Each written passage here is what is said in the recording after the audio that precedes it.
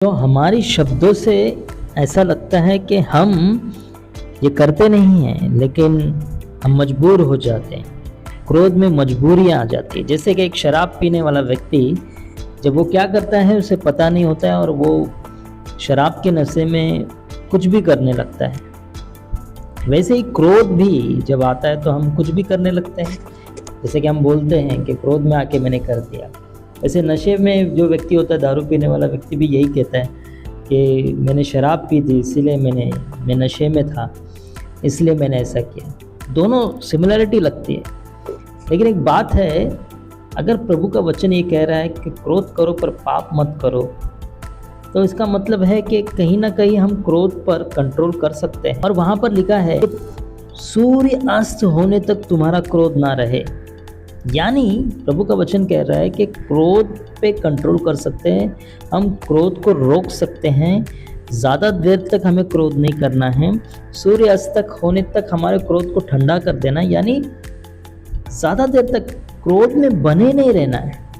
और फिर हमने देखा याकूब की पत्रिका में भी तुम्हारा क्रोध धीमा होना चाहिए, यानी हम क्रोध को धीमा कर सकते हैं, हमारे क्रोध को धीमा कर सकते हैं। कई बार क्यों हम ज़्यादा क्रोधित हो जाते हैं और धीमा नहीं कर सकते, कंट्रोल नहीं कर सकते?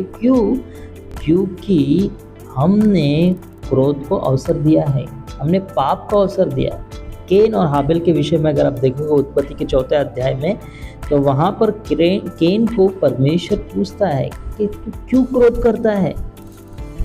अगर तू भला करता तो क्या तेरा भेंट स्वीकार नहीं किया जाता? परमेश्वर कहता है कि देख, पाप जो है वो दरवाजे पे छुपा हुआ है और वो तेरी लालसा करता है और तुझे उस पर प्रभुता करनी है, तुझे पाप को हराना है।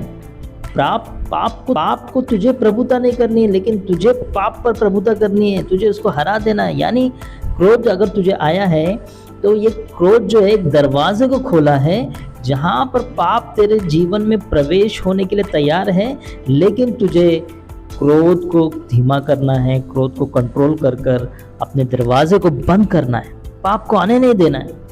केन ने वैसा नहीं किया, लेकिन हम देखते हैं केन ने क्या किया। वो पाप पर प्रभुता करने की वजह से पाप ने उस पर प्रभुता किया और उसने अपने भाई का कत्ल कर। केन जब तक पापी नहीं था, जब तक उसके मन में क्रोध था, जब परमेश्वर से बात कर रहा था। वैसे ही परमेश्वर हमेशा हमसे बात करता है। जब एक पति पत्नी के बीच में झगड़ा होता है, गुस्सा आता है, क्रोध आता है, तभी क्या होता है, परमेश्वर बात करता है कि क्या हुआ, तू क्यों क्रोध कर रहा है?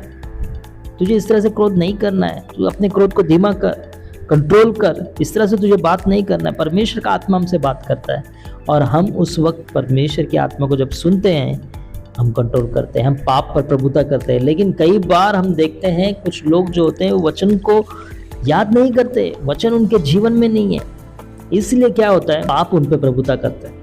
वो जल्दबाजी में आके हाथ उठाने लगते हैं, वो जल्दबाजी में आके गालियां देने लगते हैं, कुछ अजीब बातें करने लगते हैं, गुस्से में आके कुछ भी कर देते हैं और फिर बाद में पछताते हैं कि मैंने ये क्या। अगर आप पढ़ोगे इफिसुस की पत्रिका उसके 4 और उसका 27 वचन में ऐसा लिखा है कि और ना शैतान को अवसर दो, शैतान को अवसर मत दो, उसको अवसर मत दो।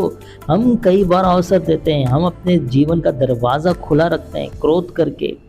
हम ज़्यादा देर तक क्रोध में बने रहेंगे, हम ज़्यादा देर तक क्रोध करते रहेंगे, क्रोध को छोड़ेंगे नहीं, क्रोध में बने रहेंगे, तो क्या होगा, शैतान के लिए हम दरवाज़ा खुला रखते हैं और शैतान एंटर होने के बाद वो हमारे जीवन में पाप को लेकर आता है।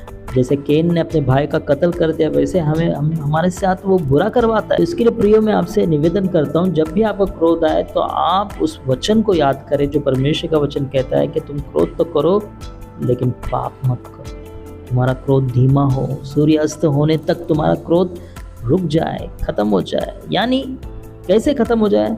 जब एक व्यक्ति के प्रति आपको क्रोध आया, उसके पास जाना है आपको और समझौता करना है, कहना है कि हो गया सो हो गया, सॉरी, खत्म हो गया, और सामने वाले को क्षमा करना है और सामने वालों को सॉरी भी बोलना है। दोनों तरफ से समाधान होना बहुत ज़रूरी है। और जब आप एक व्यक्ति को क्षमा करते हो, परमेश्वर पसंद करता है, परमेश्वर आप परमेश्वर के वचन पे खड़े हो। और बाइबल कहती है कि जो परमेश्वर के वचन पर खरा उतरता है, परमेश्वर उसको पसंद करता है।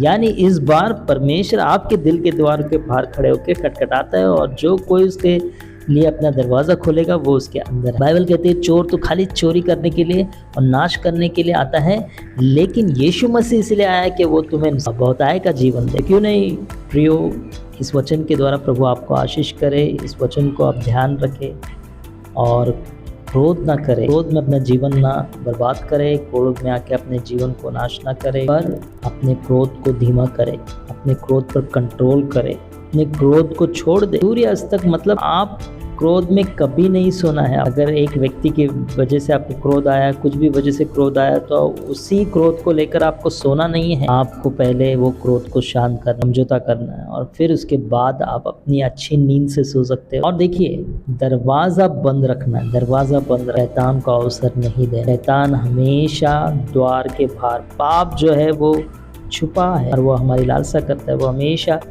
हमारे जीवन में एंटर करना चाहता है। आज बहुत लोग के जीवन में आशीष क्यों नहीं, शैतान क्यों इतना कार्य कर रहा है? क्योंकि उन्होंने अपना दरवाज़ा खुला रखा है, क्रोध को बनाए रखा है। मैं आपसे निवेदन करता हूँ कि क्रोध को छोड़िए और परमेश्वर के लिए अपना दरवाज़ा खोलिए। प्रभु आपके दिल के द्वार के बाहर खड़ा है, खटखटाता है। प्रभु इसके वचन के द्वारा आपको आशीष करे। आमीन।